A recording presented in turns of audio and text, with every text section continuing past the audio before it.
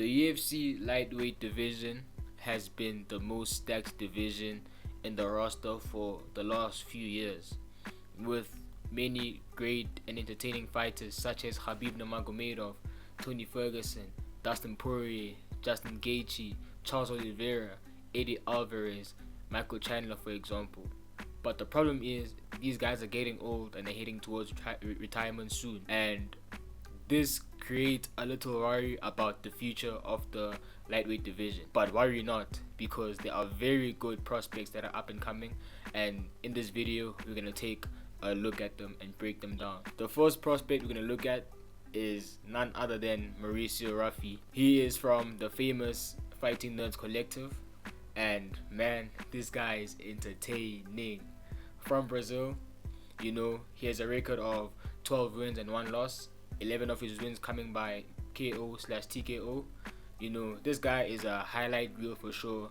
Very flashy, like I said in my last video, he reminds me of Conor McGregor because the flashiness, like the fighting style, the stance, he has that slingshot of a rear hand, and yeah, man, just his knockouts, man. He's so good, as we saw in his last fight against King Green at UFC 313 with the spinning wheel kick, man. That was top notch, and the fight before that against James Longtop, that no look left hook / uppercut that he did, man.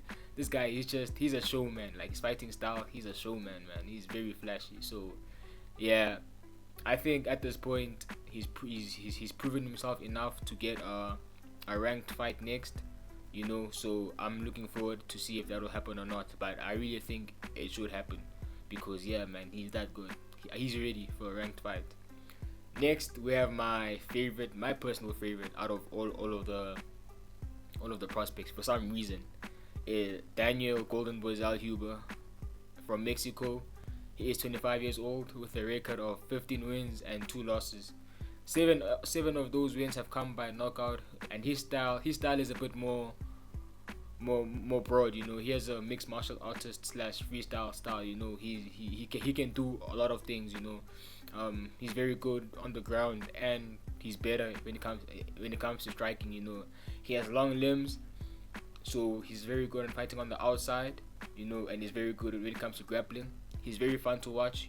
As we saw in his fight of the year last year against Esteban Ribovics, where him and Ribovics put on proper fight, which Zellhuber would have won had he not got caught by Ribovics with that overhand right.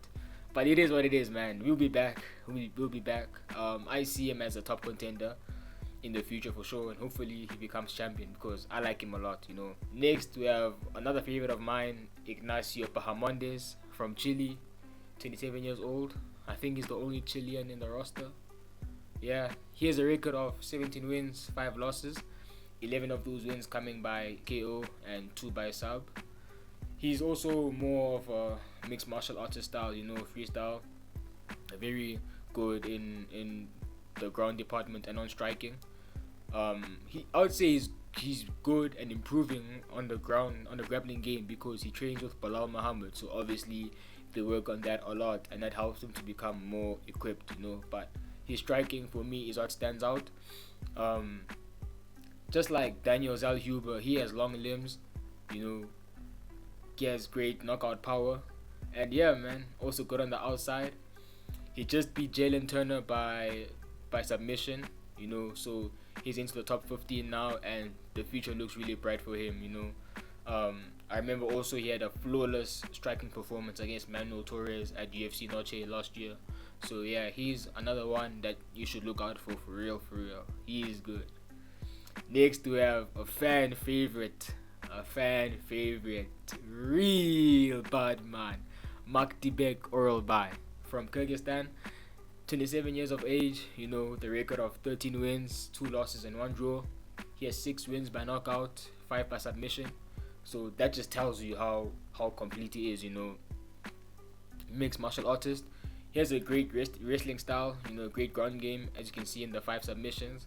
But he's also a very capable striker with power as well, with 6 knockouts, Yeah, man, he's very good. He had a fight of the year contender last year against Mateusz Rebecki. That one was oh a close second when he came to fight of the year last year after Zalhub and Ribovics. Man, that was a war when he came out with that big ass thing on his eye. I don't even know what to call it, man. That was a proper fight. He was a fan favorite before, but after that fight, he became like a real fan favorite, and I'm really looking forward to his next fight. And I think he'll be up there as well as he improves. Next we have Esteban Ribovics from Argentina, with a record of 14 wins, 2 losses, 7 wins by KO and 5 by submission.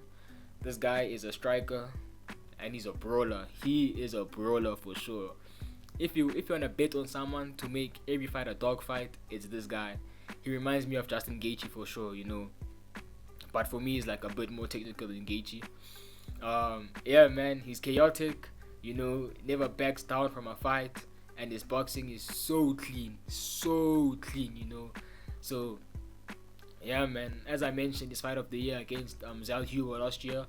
When I watched them fight, I thought Zalhuber was gonna win because of the height and reach advantage. But man, the way Ribovics got into the inside and pieced him up, it was very good, man.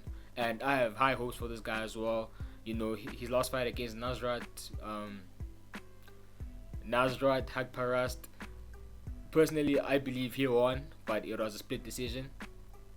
He lost by split decision, but it is what it is, man.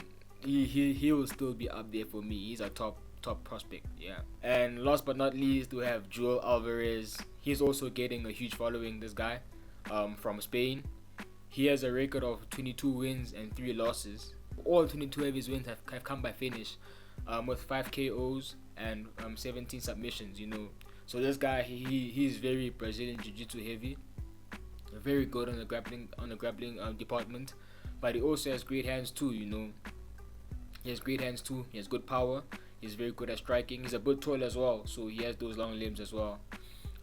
In his last 5 wins, 3 have come by knockout and 2 by submission. So that just shows how good he is in all departments. And I believe he has a fight against Benoit Saint-Denis next. For the rankings, for a spot in the rankings, a spot in the top 15. And man, I'm very excited for that matchup.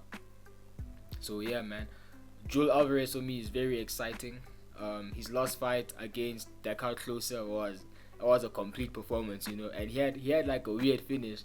He had like he made the guy sleep from a guillotine, but he also like TKO'd him. I don't know, it was a weird finish, man, but man, he got the finish at least. So yeah, he's very good. He's one to watch out for. He'll also be a top contender for sure. And then honorable mentions, we have Fares Ziam with a record of 17 wins, 4 losses, 6 wins by knockout, 4 by submission. He's a proper kickboxer, lovely to watch, on a 5-fight win streak. Yeah, man, I believe he'll be up there for sure if he keeps on improving, keeps on working hard. He's very highly rated. And then we have Nasrat Haqparast with a record of 18 wins, 5 losses, with 10 of those wins coming by knockout. He's a very good striker, very slick. 5-fight win streak. Yeah, man, he's very slick. Last fight against Esteban Ribovics.